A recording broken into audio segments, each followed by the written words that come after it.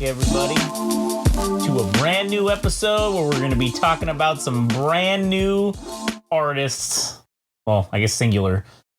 My name's Josh. Today with good buddy Adam.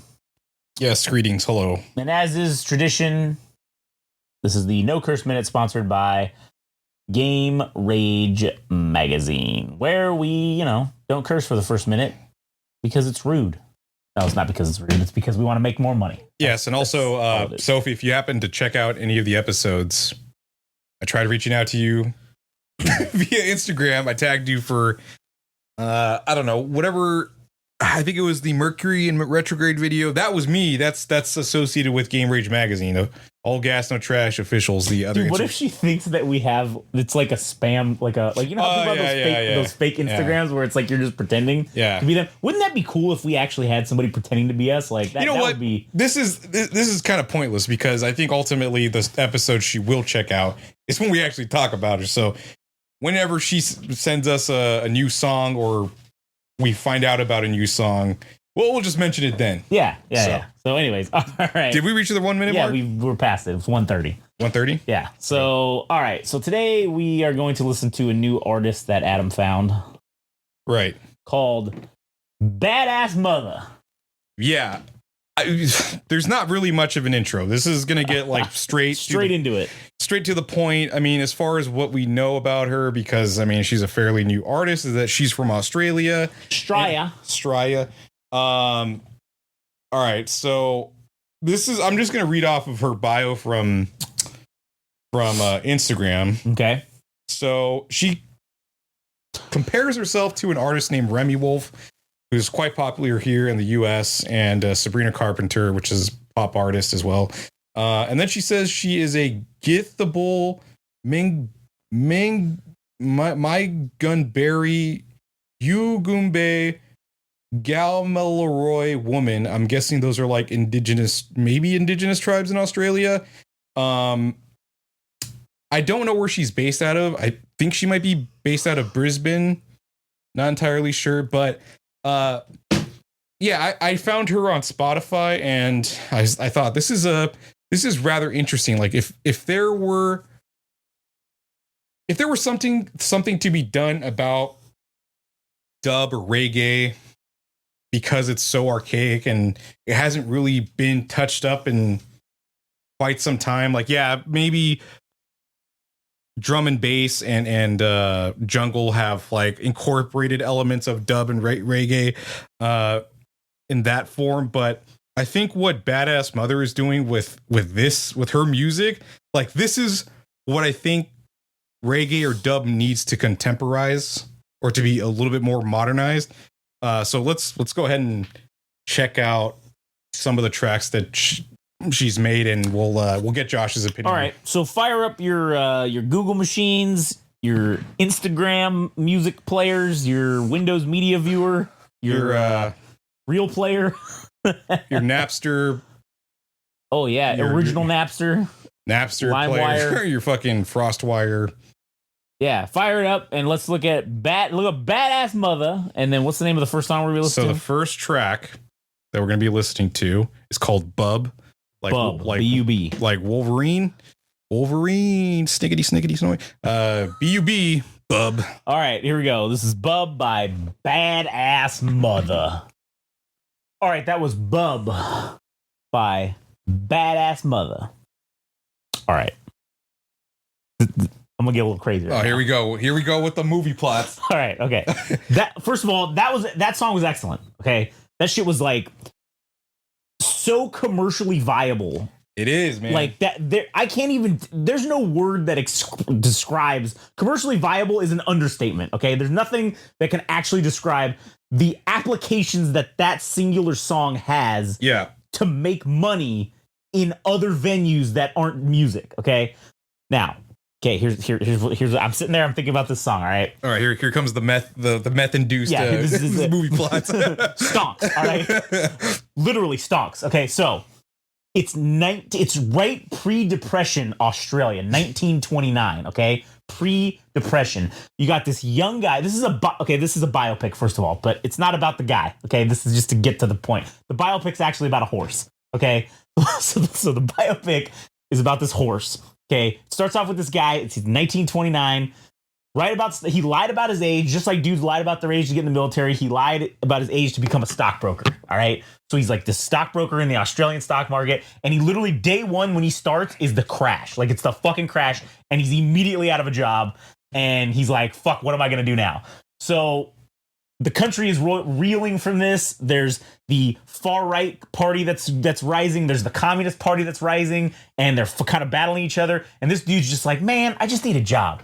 And so one day he stumbles upon this fucking horse. All right. And so there's this horse that's from like the night. Don't ask me how I know this, but there's this horse from the 1929's Depression era of Are we talking about Australia. Like racing horses? Yeah, it's a racing horse. His name was Far Lap. All right. PHAR. All right. Not FAR. Okay. PH with he was fat with a PH. All right. And maybe we rename him to Fat Lap. Shout out to Fat Joe. Shout out to Fat Joe. Shout out to Fat Joe. All right. And his cousin Sleepy Joe. And all the other dwarf Joes that are out there. Okay. So anyway, so we get this horse, and it just follows the career of this horse because in the early Depression era of through that 1929 through like 1932-ish era when they were trying to recover from the Depression like everybody else was, that was one of the things that Australia really, like the people really latched onto this fucking horse. And I don't know if there's actually a movie that's been made about this horse or not. Wait, but so was it like Laika for like the Russians when he got sent the dog, like the little terrier dog that went got into space? Yeah, and he was like a hero. Yeah, kind of, but it was for this horse didn't go to space. This horse just won some races and then basically ended up like the horse hide and like his bones are in a museum in fucking Australia. Is he is he a symbol of national pride and like heroism from that time? Yes, like because why? Because they didn't have anything. Oh, okay. The country was like fighting each other and like they didn't fucking have shit. Nobody had any money. The emus were taking over. Yeah, and they just were like, there's like a guy. I think there was like some dude who was like, I think it's cricket. That was like super popular at the time. It was like the country utilized sport events to like gain that sense of, okay, we might not have any money and we're all poor, but at least we can all band together and like rally around this horse and around this like cricketing guy. So like the story's about the horse. All right. It's a biopic about the horse. Like that fucking one that Disney did. Yeah. Yeah. Seabiscuit. It's like that. All right. No one cares about the guy who wrote it. We just give a fuck about the horse. All right. But in order to get people to watch, you got to have a guy. So like you just that's the premise to get the guy in. All right, and then you follow his horse, and then eventually the horse dies at the end, obviously, and then it's sad. And then they skin him, and then they take his fucking bones and they put him in a museum where it sits to this day, a national treasure of Australia. And that's my pitch for a fucking movie. This song is playing as the dude's like walking to his fucking first day at the stock market, like at the beginning of the movie. This is like opening the fucking movie. And goddamn, it would be so straight fire. Straight fire, son. All right. Anyway, sorry, go ahead. So the reason that I like this song is because I think it's not quite on the nose as more traditional like dub and reggae type of shit.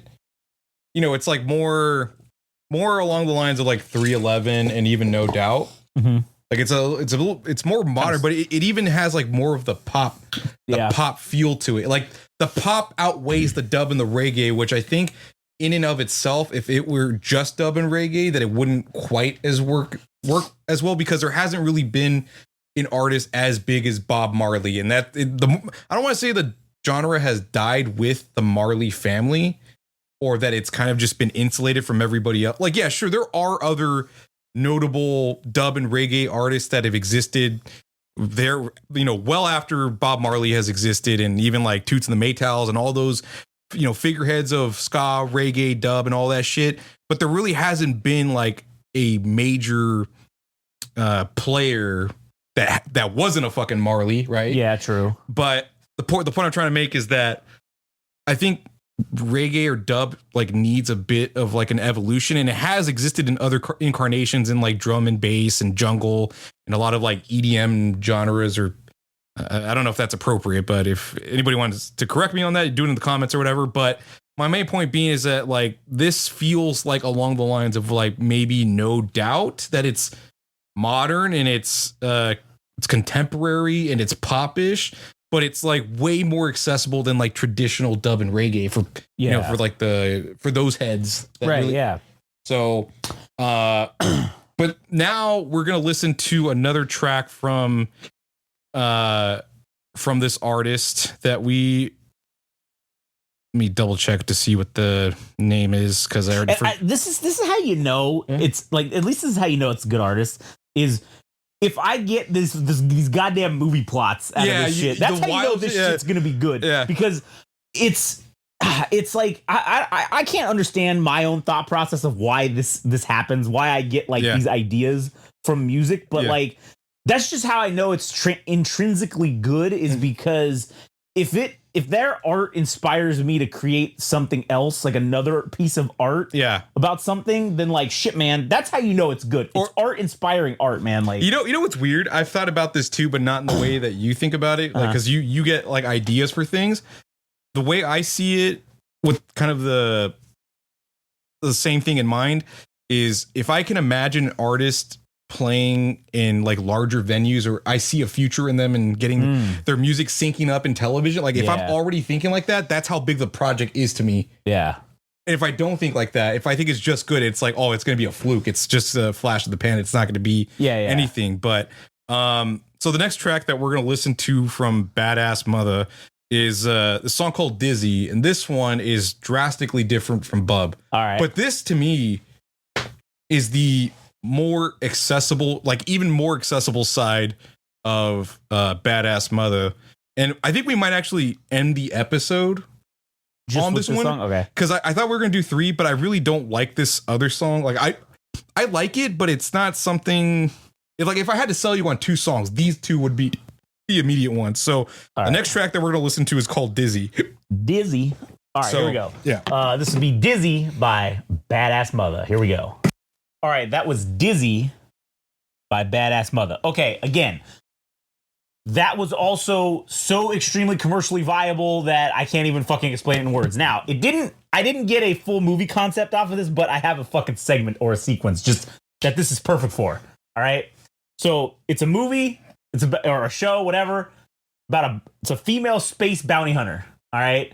It's played by that chick who was the Valkyrie in the Thor movie, and like I think she was in the Avengers movies too. I think her name was Tessa Thompson or something like that.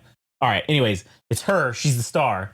All right. And this song is the montage of her doing a Tom Cruise Risky Business-esque like dance scene, where instead of like at the wall or in like that hallway where he's at, it's like in the bulkhead of like the ship that she's flying around in, and she's just like vibing out doing dance moves, and then intercutting that between her doing that and like singing the song, like lip syncing the song, and her absolutely beating the fuck out of dudes, like just beating the shit out of them in like 0G, like popping teeth out, fucking just annihilating people. And this song is playing the whole time, and that, I think that's fucking cinema. All right, absolute cinema. And I think I need to get to writing. That's what I need to write these things out. I need to write these movies. All right. Yeah. No one else is going to do it. This thing, as she described within her own description on her Spotify profile or bio, she points to Remy Wolf as an artist that she's comparable to, but one that comes to mind for me in the pop realm is Dua Lipa. She had this album called Future Nostalgia, and this gives me a heavy influence, or like a reference point that reminds me of Dua Lipa. And this to me is like, between the 2 tracks, which one do I think is more viable, and which one do I like? I love Bub, but I think Dizzy is like the one that's to put her on the map, I think. Yeah. But not to discredit either track or anything like that. But I think for people that, I don't know, man, like the reggae shit's really interesting. And if you need something like a gateway drug into her, I would say start with Dizzy and then listen to Bub, and you're like, oh, holy shit, she does like pop with reggae and dub. Like, that's really cool. Yeah. Like, that would be the order I would listen. We kind of did backwards, but fuck it doesn't matter. But okay, we did it live. Yeah, we did it live. So that is BADASSMUTHA from Australia, an artist that I think is quite fucking good, and Josh gives his 9 thumbs of approval. Hell yeah! Because with the weird rating systems and 7 out of 10. Yeah, and negative, 7 out of negative numbers are involved somehow, right? Like heart emoji out of 45. Yeah, emojis are involved. Yeah, symbolism, ancient Egyptian hieroglyphs. Yeah. So yeah. Whoa, shit. What's the timestamp for this? 15:30, I guess. 15:41. Yeah. What else you got? The last part is that so I've made a playlist of all the tracks that we're listening to. Oh, okay.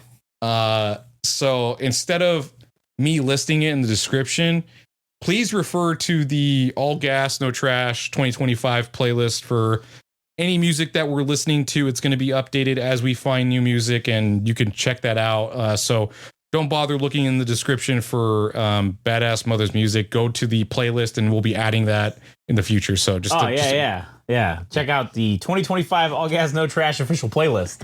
That's pretty dope. Anyways, all right, let it. Yeah. All right, cool. Anyways, that's the end of the episode. Go check out Badass Mother, and we'll catch you on the next ones. And you guys can, go fuck yourselves.